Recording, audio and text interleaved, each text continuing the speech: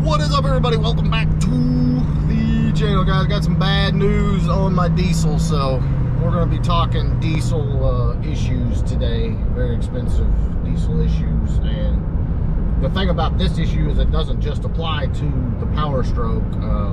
It also applies to some generation Cummins and Duramax. So we're going to get some good answers from, you know, a seasoned 30+ year Ford technician about this issue, and you know what to do if it happens to you, and can you prevent it? I don't know, but we're gonna get all those answers and then see my poor pitiful truck all tore up. So we're gonna head over to the shop now. All right, so we had to pull it off the highway and get it up here to the, so we could at least pull the drive shaft up here at the ramp. What a mess. What an absolute mess. Pull that out, and then it should tow all right.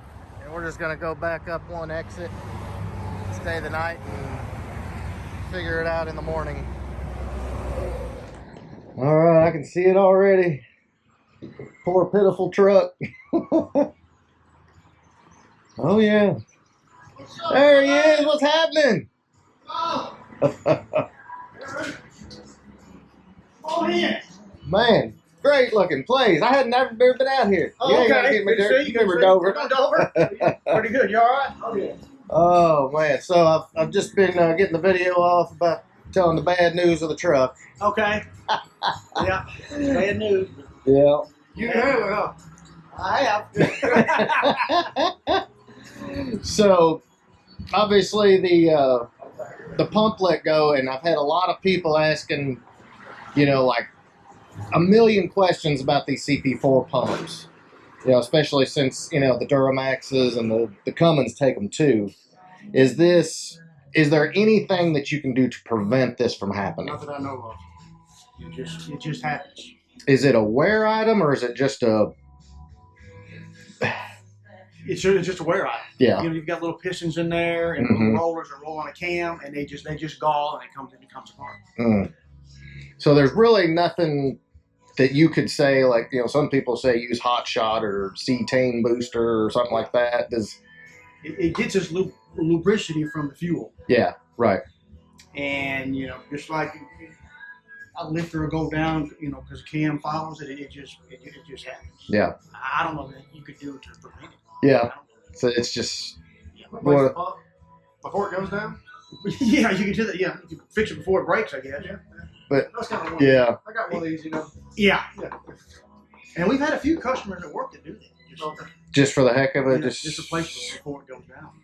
So if you were to say, if someone was to say, well, I'm going to do that, should they do it like 150, 175? Yeah, 150 is a good number. That's right. It is a good round number. Yeah, 150 is a good number. And I've seen them go down earlier. I put one in the other day on a 17 mile.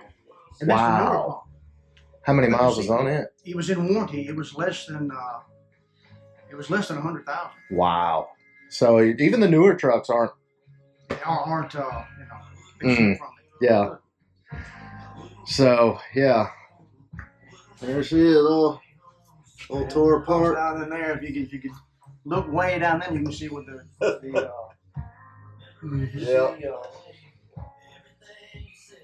flow valve, the fuel volume control valve goes down in there. Here it is, right here. And that's the one that had the metal in it. Yeah. That's the toll tail one right there. You can see. Yeah. And then you got one with no fuel rail pressure. First thing you do is pull this lower fuel filter. And as you can see, there is. Oh yeah. You can see. Can you see? Yeah. Can you see metal in there? That's not stripper glitter in there. and when that happens, it's just done. It returns it.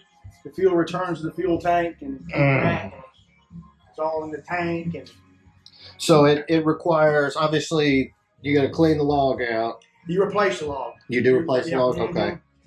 And then injectors, all the injectors. The whole fuel system, other than just I flush the tank and I flush out the fuel cooler. Gotcha. Ford's got the kit and everything that you're supposed to replace. And definitely use OE parts, right? You know, I don't know. I don't know anything about the aftermarket parts. Yeah. I don't know if it'll be any better or not. depends if it's somebody to a salesman or somebody that's actually using So that's the verdict. Just nothing really you can do to stop it. I have seen now other people talking about doing like a CP3 pump. That's not even something you can retrofit to these, is it? No, this is a CP4. Right. And the newer pumps are CP4.2. And they're supposed to be the newer pump, and it's a bolt-on. Huh. Now the Ford kit probably just has a CP4 in it. But like I said, I've seen those CP4.2s go down too, Yeah. So just one of those you can replace it before it goes, or That's not going to put you a better turbo. yeah, big turbos up there. Let's spend some real money. Yeah, let's do it. Yeah. Are you right there? Oh, jeez. All right, guys. So that is pretty much the what. Yes, the truck is it's going to be down for a little while, mostly because parts are also on national back order. So I'm in one of those situations where I'm not really sure what to do. I've got 4 major events coming up that I've got to be at, and he would have the truck fixed, but we don't have parts. So it's one of those, and not really anything you can do about it. But yeah, guys, so if you've got a CP4 equipped truck, whether it's a Duramax or a Cummins or a Power Stroke, I mean, this just is what it is. Again, he's been doing it 30 years, and best thing you can do, maintenance, change your filters. I do mine every other oil change, and I do an oil change every 5,000. So every 10,000 miles, new filters. And you can see there's my filter right there. That one didn't have but like 3,000 on it. And probably around 150, go ahead and swap it. Save yourself, because this is going to be hefty. This, if you were to take something like this to a dealer, you're going to be 12 grand without skipping a beat.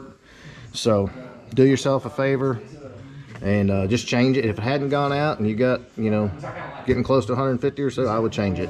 Just save yourself a lot of time and money. The jury is still kind of out on the disaster prevention kits. It still goes to the tank. From what I've been told, and from what Dale has said, all it really does is protect you from the injectors. So which is still quite a bit of cash, but yeah, that's about it. So unfortunately, my baby's down. But I think while it's down, may do some other stuff to it too. I ain't gonna lie, I freaking love this truck. I'm pulling cars up the mountain, passing people doing 80, 85 mile an hour. This truck is freaking amazing. Even when the dealerships were offering me almost double what I paid for it, I still didn't want to sell it because they're awesome trucks. If you need a diesel, these are great trucks. These 6.7s are amazing. So that is what is up, guys. I don't know what else to say other than I'm glad Dale's got it, and it's gonna be back on the road and probably good for another 200,000-300,000 miles. All right, before we go, Dale, you got to kind of show us a little bit of this stuff you got here. This is an old Dodge. I bought this from over at Brady. No kidding. Yeah, it's set out front there for I don't know how long it's set out there by the road. Nice. 4-wheel drive and everything, Yeah, huh? it's been sitting for a long time. Huh? The fuel system would just Check out the shifter. Oh, I'll come around there. Yeah. I just bought a 83 LTD wagon. It's got like 5 different Oh my settings on God. it. It's got a high lock, a low lock. This is crazy. And then the Z28. The line, I didn't even know if the fuel pump would be good. I need the tank. And then a Mercury 70 model. Yeah, if you want to see how clean this car is. Yeah. 1970 model Mercury Marauder. Dale, this thing is...